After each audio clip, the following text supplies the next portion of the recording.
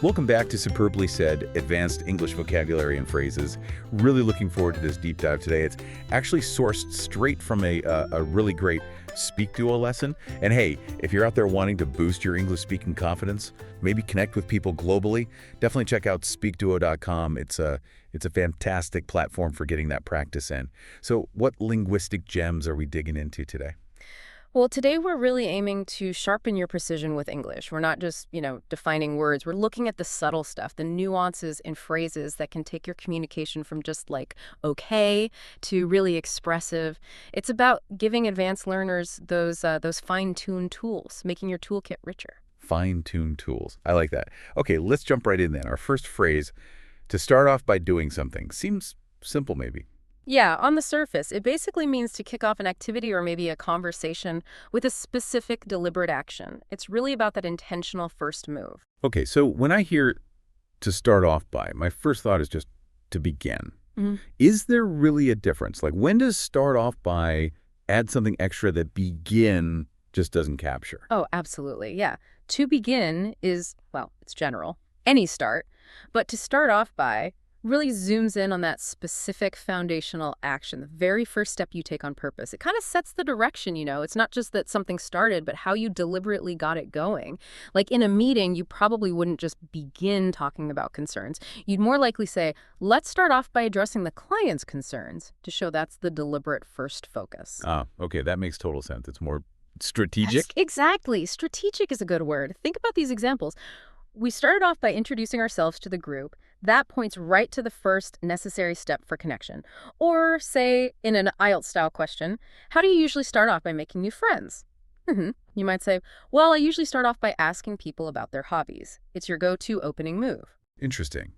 Very specific. Okay, let's switch gears. How about a phrase that gives us perfect clarity, but only after the event? In hindsight. Right, in hindsight. This means looking back at something that happened, but, and this is key, with knowledge or understanding you have now that you didn't have back then. So it's definitely more than just looking back, isn't it? Because looking back could just be reminiscing, kind of neutral, but in hindsight. Yeah. It feels like it implies you've learned something, right?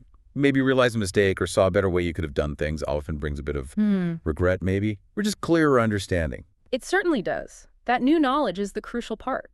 It often leads to exactly that. Realizing a mistake or seeing a missed opportunity. You know the saying, hindsight is 20/20? That's exactly it. Like, in hindsight, I really should have studied harder for that exam. You only feel that after you know the result, right? Or thinking about bigger life stuff. What's something you regret in hindsight? Well, in hindsight, I regret not taking that chance to travel more when I was younger. The value becomes clearer later. Even at work, you might hear, in hindsight, launching the product right before the holidays probably wasn't our best strategic move. The problems are obvious now, but weren't so clear then. Yeah, that's a really useful distinction. It's not just looking back, it's reevaluating with new eyes. Okay, next up, to tend to do something. This feels like it's about our patterns, our habits. Exactly. It describes a usual way of behaving, or something you often do, a common pattern. It suggests like a general inclination, not necessarily a hard and fast rule every single time. So if I say, I usually wake up early, that's just a fact about frequency. But if I say, I tend to wake up early, what does that tend to really add? Is it just like softness? Or is there more to it? It adds that feeling of, inclination. Or likelihood. To usually do states the frequency pretty directly. To tend to do something suggests it's your typical way, your sort of default setting, but allows for exceptions. It's very common for you, but maybe not 100% guaranteed. Like your example. I tend to wake up early, even on weekends. It's your pattern, but hey, maybe occasionally you sleep in.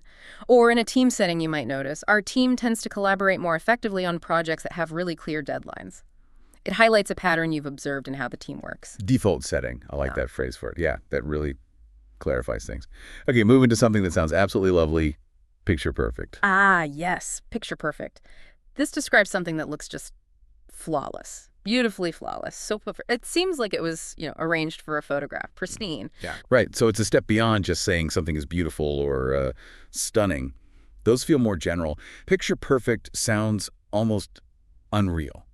Like not a single thing out of place. maybe even a bit too good to be true. Exactly. It really evokes that idealized image, like something out of a travel magazine. You might say, the little village was picture perfect, honestly, with flowers blooming in every single window box.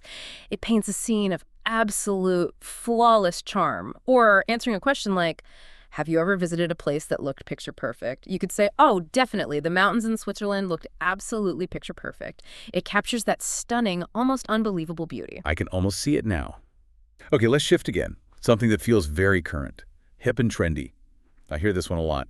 What's the specific nuance here? Right, hip and trendy. It means something is very fashionable, very modern, and super popular right now.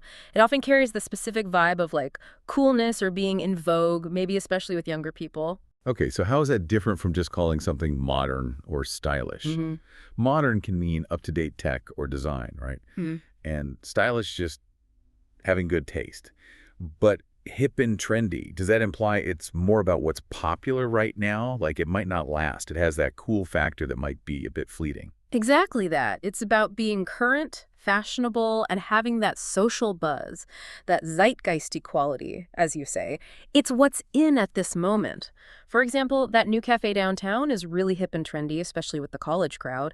It suggests it's popular, modern, and has a certain atmosphere appealing to that group right now. Or you should check out the new art gallery. It's incredibly hip and trendy, attracting loads of artists and creatives. It shows it's drawing a specific in-the-know kind of audience. It's about being cutting-edge cool. Yeah, that makes sense.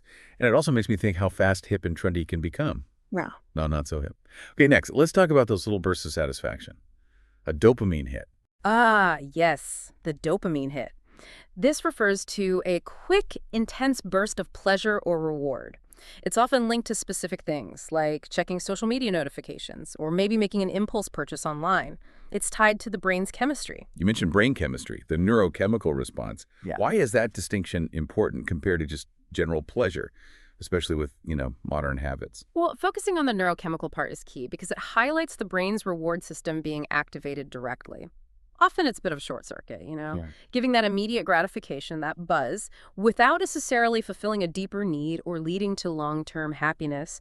That's why it's often linked to things like instant gratification and sometimes, unfortunately, addictive behaviors. Understanding this helps us see the difference between, say, genuine, lasting contentment and those quick, often superficial bursts we get from endless scrolling or snapping up a sale item. It's physiological. That's a really important point. A physiological response, not just a feeling. I have to admit, sometimes finding the perfect GIF gives me a tiny dopamine hit, which kind of proves your point about fleeting pleasures. It really does. So an example, some people admit they use online shopping for that quick dopamine hit. It's about that immediate reward feeling. Or if asked, what gives you a dopamine hit during a stressful week? Someone might say, honestly, just putting on my favorite high-energy music always gives me a dopamine hit, that instant mood lift.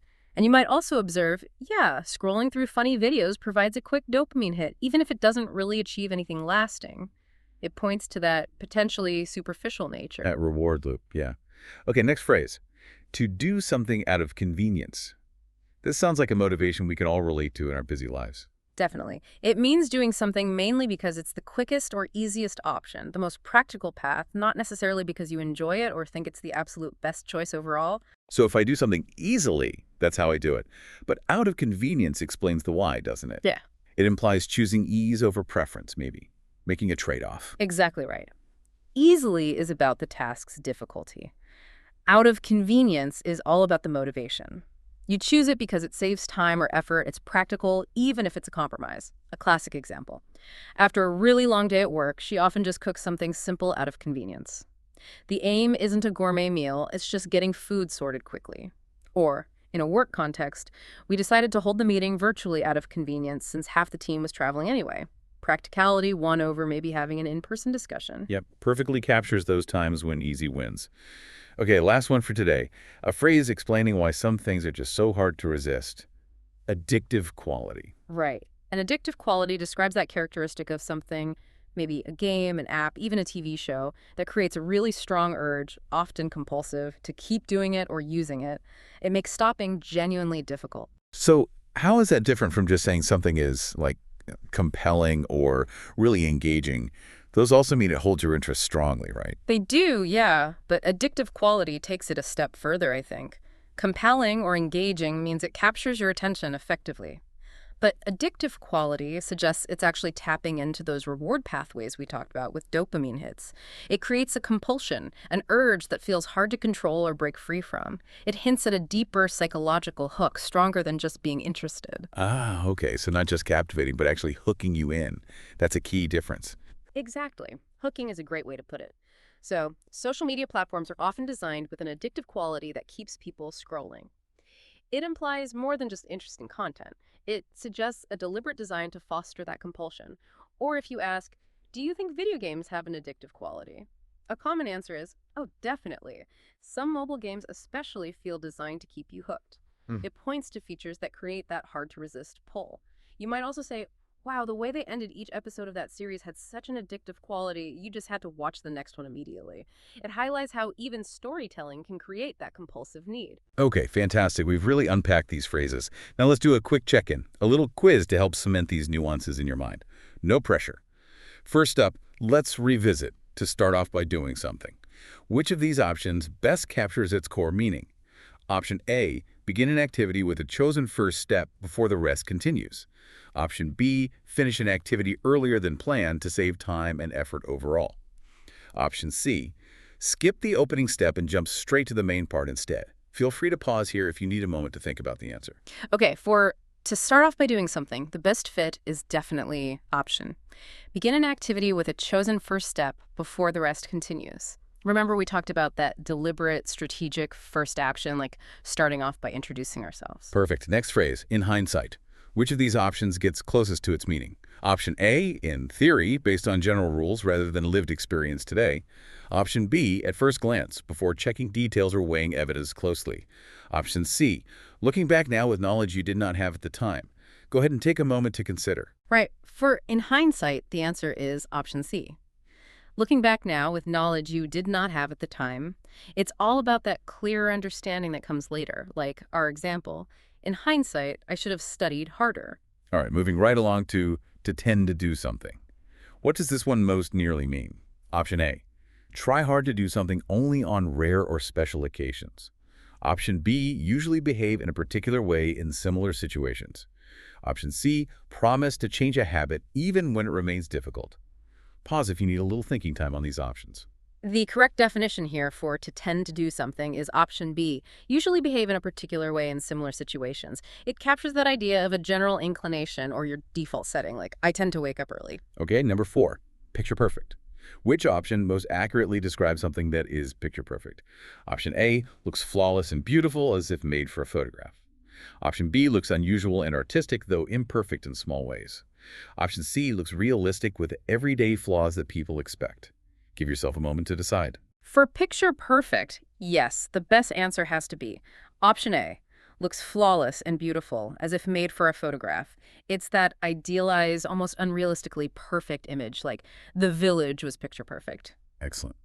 Next one, hip and trendy. What does hip and trendy most nearly mean? Option A, simple and classic without attention to fashion trends. Option B, very fashionable and modern in style and overall vibe.